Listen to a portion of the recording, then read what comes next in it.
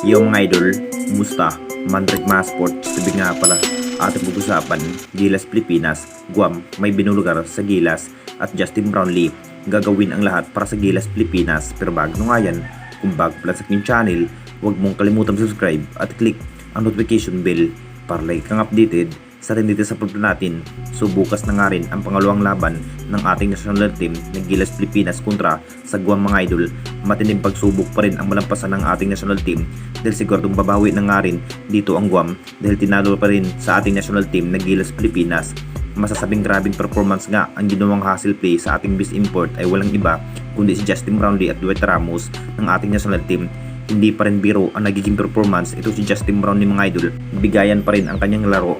Matapos ang naging laban, may sinabi na nga rin ang Guam tungkol nga sa ating national team. Dinaya na nga ba ang Guam sa naging laban ng ating national team dahil na parang nagreklamo na nga rin ang Guam kung bakit maraming tawag nga sa naging laban. Nakita naman nating lahat, luging-lugi nga ang Guam sa centered area mga idol sa outside shooting dahil sa ating best import na si Justin Brownlee.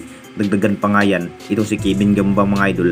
Hindi na nga rin mapigilan nga ang ating national team na Gilas Pilipinas sa naging laban. Pinatumba na nga rin ang Guam sa unang laban. Bukas na nga rin malalaman kung makakabawi pa nga ba ang Guam dito mga idol sa ating national team.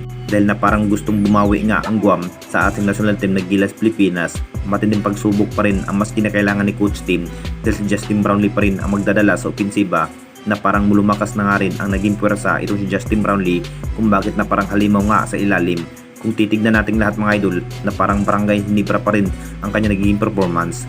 At dito na naman tayo sa isa pa nating balita, Justin Brownlee gagawin ang lahat para sa Gilas Pilipinas.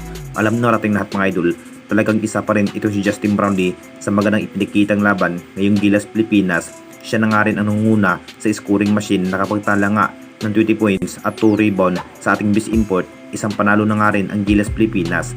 Sabik na nga rin ang Guam dito mga idol na makakabawi nga dahil bukas na nga rin ang kanilang pangalawang pagharap.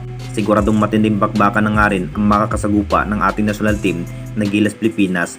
Ngayong araw na nga lang po ang pinaghahandaan ni Coach Team kung paano pa nga ba patibayan ang nagiging defense ng Gilas Pilipinas. Tulad nga kahapon mga idol, tambak nga inabot ang Guam sa ating national team na Gilas Pilipinas. Pinatunayan na nga rin ni Coach Team na hindi pa rin basta-basta ang naging lineup ng Gilas kahit hindi pa rin kumpleto ang nagiging lineup, pero si Justin Brownlee pa rin ang nagiging buhay at pag-asa kung bakit ganito nga ang sinapit ng Guam mga idol. May inamin na nga rin ni Justin Brownlee, gagawin pa rin ni Justin Brownlee ang lahat para manumbalik nga ang nakaraan. Nakuha na nga ng Gilas Pilipinas ang malaking panalulunan tulad nga sa Asian Game dahil sa ating best import na si Justin Brownlee. Lakas pa rin umiscore ito si Justin Brownlee mga idol kung bakit tinambakan nga at dinurog lang ang Guam. Grabing performance nga ang ginawa sa ating best import na si Justin Brownlee. Anong masasabi ninyo mga idol tungkol sa ating video?